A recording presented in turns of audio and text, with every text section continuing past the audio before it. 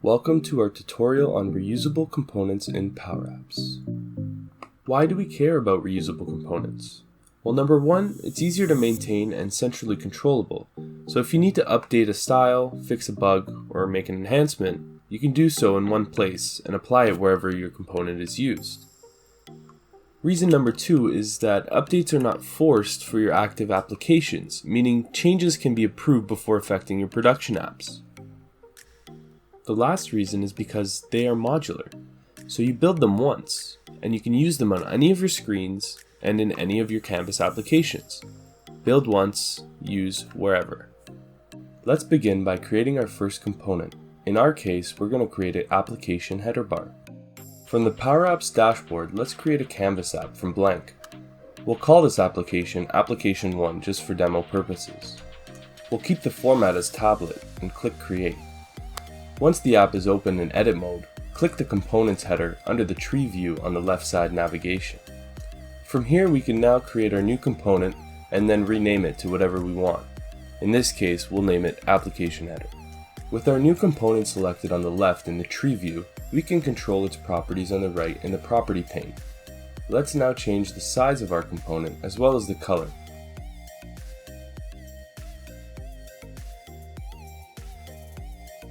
We're also going to want a home button on this header, so let's go to the Insert tab at the top, go to Icons, and select the Home icon so that we have a home button on our application header. Let's just modify some of the properties to make it look a little nicer. We'll also want to add a label beside our home button just to add some text to the header bar. You can go ahead and make this look nicer as well with the properties on the right.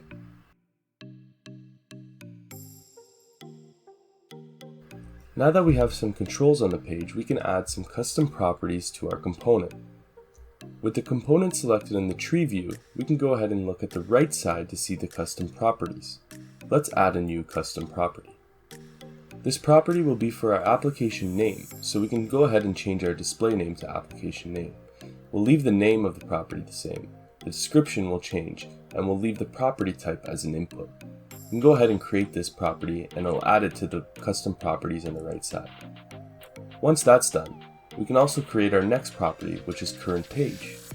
We'll go ahead and make the same kind of changes and create it as well.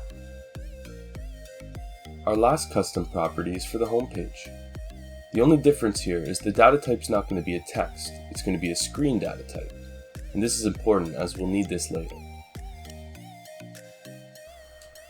Now I'm just going to go through each property individually and remove the default values.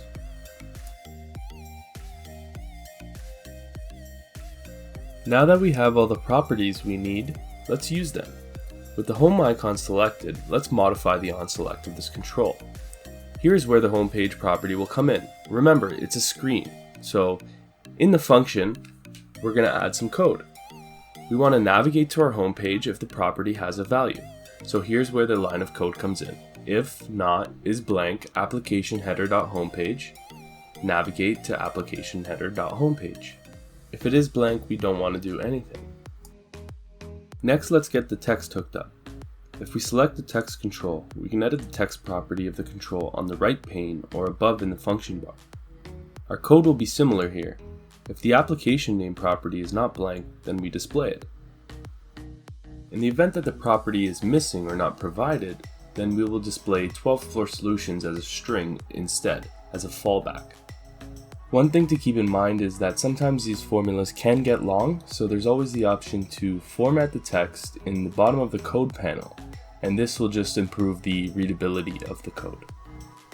Something we haven't used yet is the current page property, and I'm going to go ahead and add that and tack it on to the text in the event that it exists.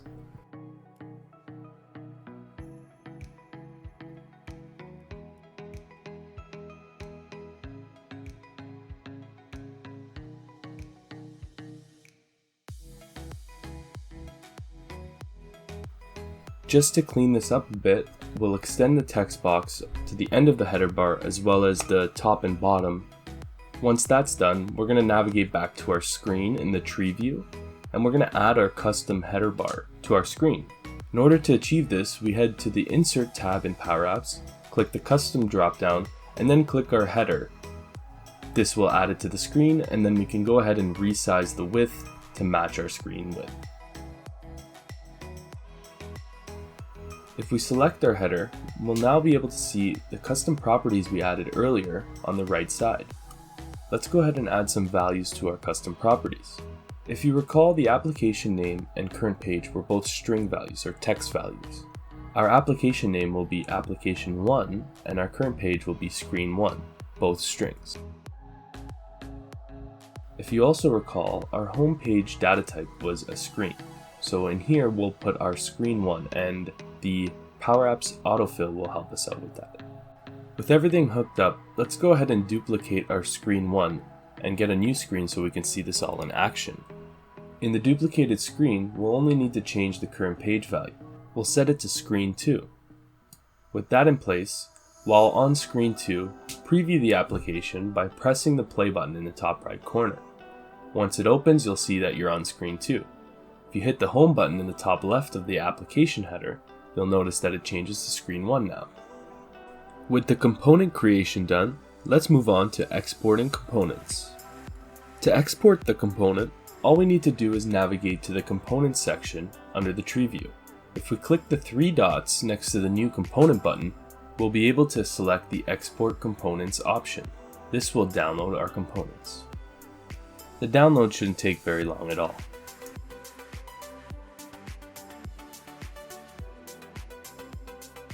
Now let's show you how to import your components.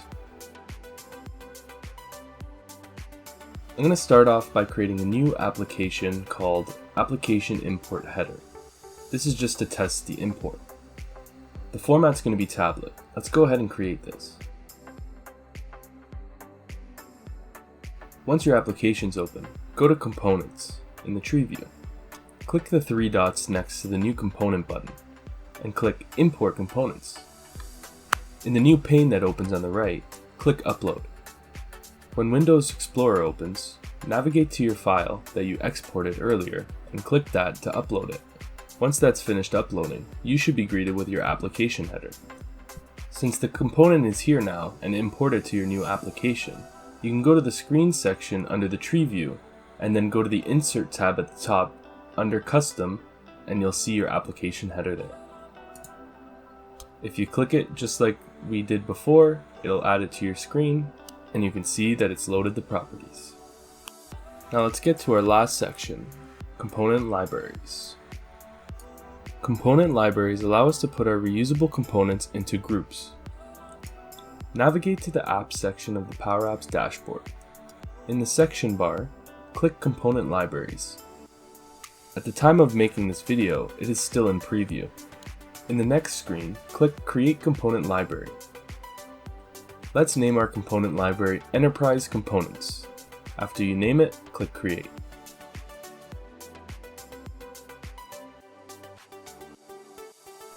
Once the application loads, go to the Components section in the tree view. Next to the New Component button, click the three dots and click Import Components. In the pane that opens to the right, click Upload File. When Windows Explorer opens, navigate to the folder that contains your export file. Click it and hit Open.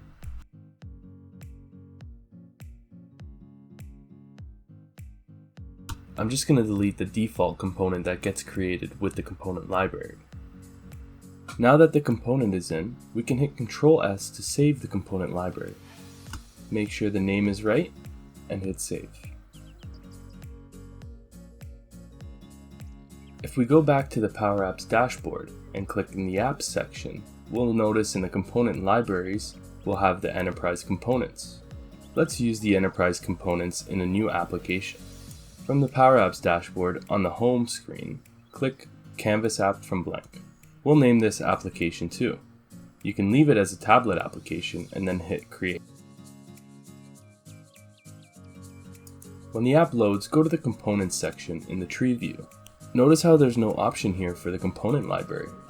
This is because the component library directly relates to the actual components in the Power Apps suite. If you go to the Insert tab on the left side menu, you'll notice that you can see a bunch of different components. At the bottom of the listing of components, you'll see a button that says Get More Components.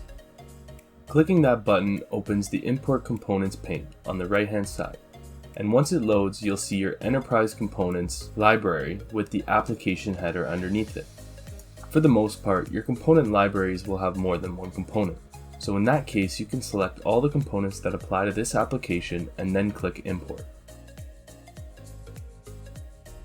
Once it finishes loading, open up the Library Components section of the Insert tab. This is where all your components from your library will live. If you click Application Header, it'll add it to the screen. You can go ahead and resize it to make it look good. You can go ahead and save this and then close it.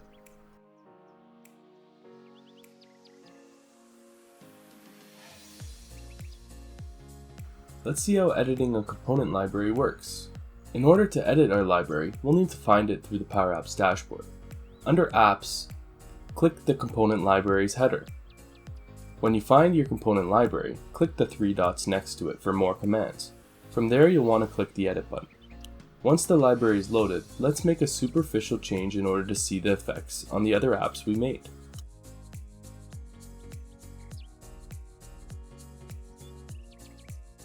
I'm just going to change 12th Floor Solutions to 12th Floor Solutions Incorporated.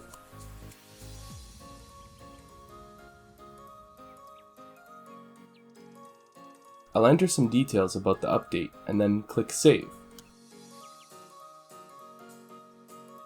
Once it's saved, we'll publish this version so it's seen in the other applications. Back in the Power Apps dashboard, we'll open Application 2 in edit mode.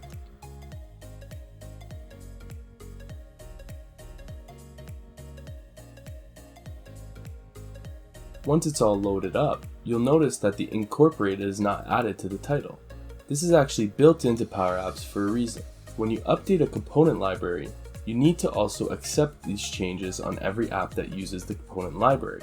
This is great as the update isn't forced upon all applications. If you notice above the UI editor, you'll see a banner that says Component Library Updates Available.